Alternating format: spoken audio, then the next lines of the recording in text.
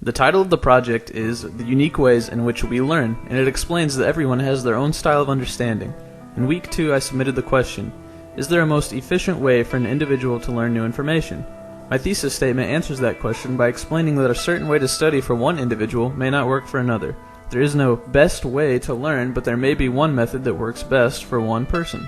As shown in my outline, the thesis statement will be supported by expanding upon the 3 learning modalities, biological factors that affect learning, and various learning environments. The 3 learning modalities are sometimes referred to as the VAK learning styles, is the theory that there is more than just one way to learn, and that each student has a preferred style that best suits them. However, most students have a mixture of all 3.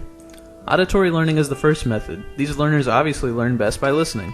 More often than not, these people are the best at publicly speaking and pitching projects and presentations to crowds. They tend to think in words, unlike visual learners who think in pictures.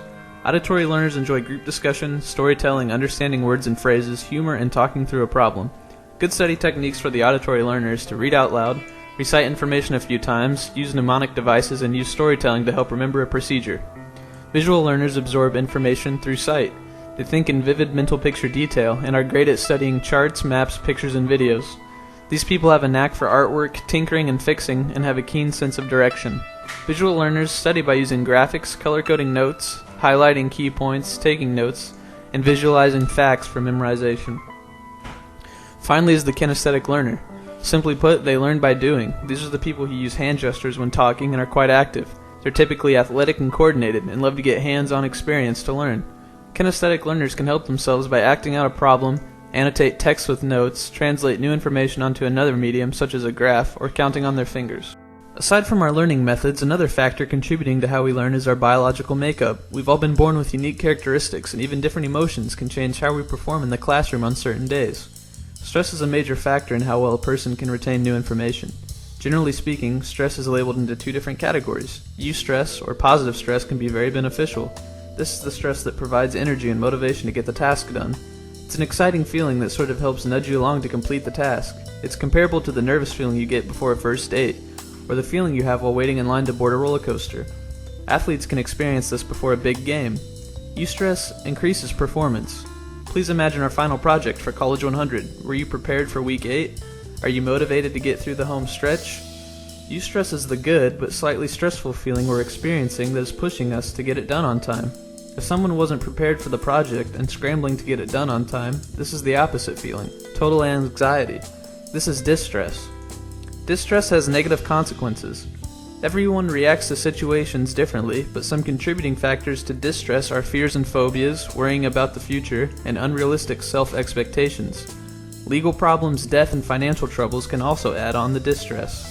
Not only does distress feel bad, it can hold terrible consequences.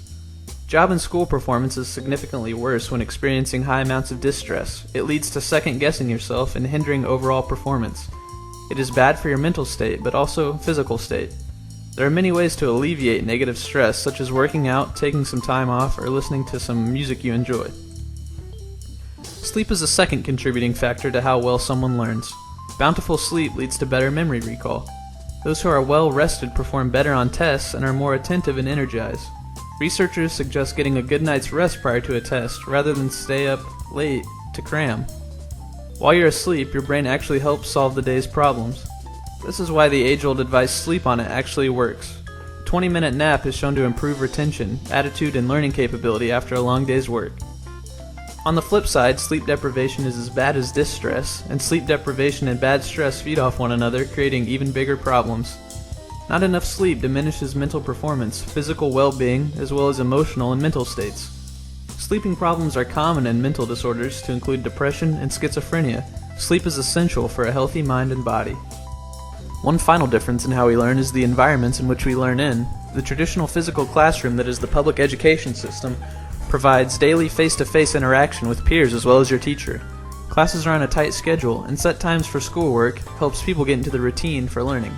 Public schools seem to cater more towards auditory and visual learners because most teaching methods include lecturing, note-taking, and occasionally videos or other graphic aids. Kinesthetic learners are at a disadvantage typically in the public school system. Being social is usually easier for a student attending public school because of all the face-to-face interaction. This gives the student the ability to join teams and clubs. Social interaction and physical activity can alleviate stress, which in turn creates a healthy student mind. Online courses allow independent students to thrive. Those who are self-motivated can excel because digital schools allow more flexibility in a student's schedule. Those who are more dependent on a set schedule that they must follow may perform worse in online school than a traditional classroom setting. Online school has a chance to provide access to a greater variety of information than a physical classroom due to the fact that online school is obviously achieved through the internet, which has an unlimited supply of articles, books, and more, whereas a traditional setting deals with more singular textbooks and assigned readings. Those who are visual learners have an easier time in online school compared to an auditory or kinesthetic learner. Homeschooling is where kinesthetic learners can thrive. The big advantage to homeschooling is that it caters to a child's learning style and learning pace. Because the focus is on the individual's education and not the class's, more can be achieved academically. The curriculum is customized for the student. The homeschooled student doesn't have to wait for the class to catch up if he or she is particularly gifted in certain areas, and if more time is needed to focus on a certain subject, that is manageable as well. On standardized tests, those who have been homeschooled typically score about 15 to 30 percentile points above public school students. To conclude, every child and adult learner is a unique individual with unique capabilities. Intelligence isn't simply quantified by taking a standardized test, and not every teaching method will cause a student to understand it at their highest potential level. By understanding different learning styles, biological factors that affect learning, and learning environment consequences, you can help yourself become a better student and in turn become a better teacher.